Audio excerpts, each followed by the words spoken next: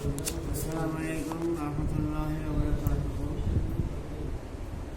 এই মসজিদটার নাম হলো বিবিচিনি ঐতিহাসিক শাহী মসজিদ।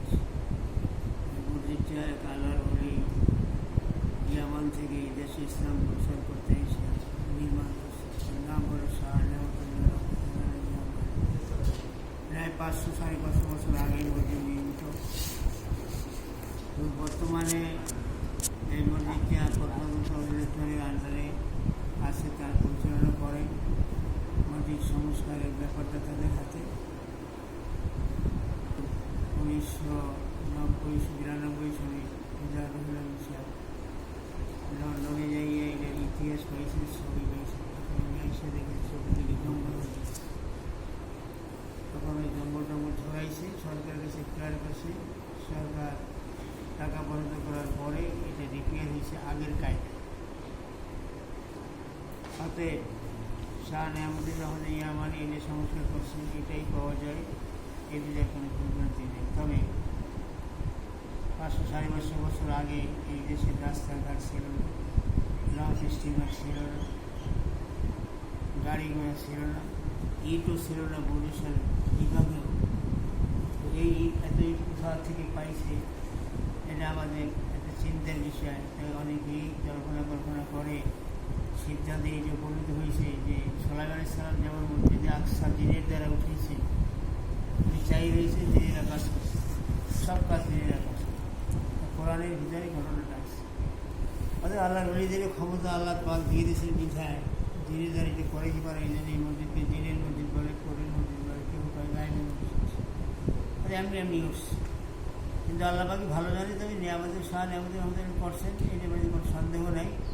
এটা গায়েব টাইপের ওঠে নাই, তবে যিনি দ্বারা করছে এটা হইতেই পারে।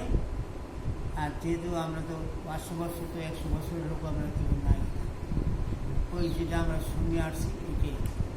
যাই হোক, এখানে দর্শনার্থীরা আসে, মসজিদ দেখতে আসে, মুসল্লিরা আসে এবং নামাজ পড়তে আসে, তারা ইবাদত বন্দি করতে আসে, ইবাদত করে। এবং এই মসজিদ চলে এই মানুষের দানের দ্বারে, তারা দান করে, এই দানের দ্বারা এই মসজিদ চলে। আমাদের সরকারের কাছে আমার একটাই দাবি, এই মসজিদটা অত্যন্ত অবহেলিত অবস্থায় আছে।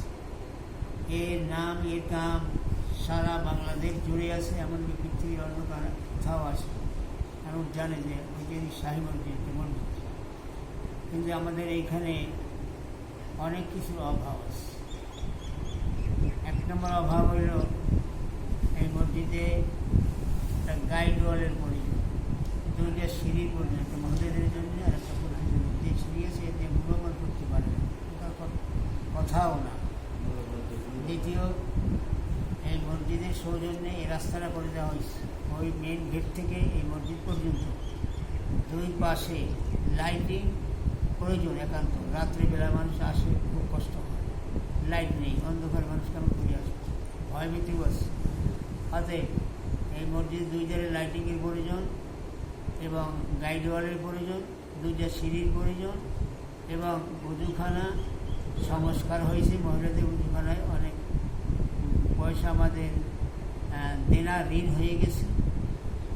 এই ঋণ পরিশোধের জন্যে যদি সরকার কিছু অনুদান এখানে দিত, তাহলে ঋণ আমরা পরিশোধ করতে পারি।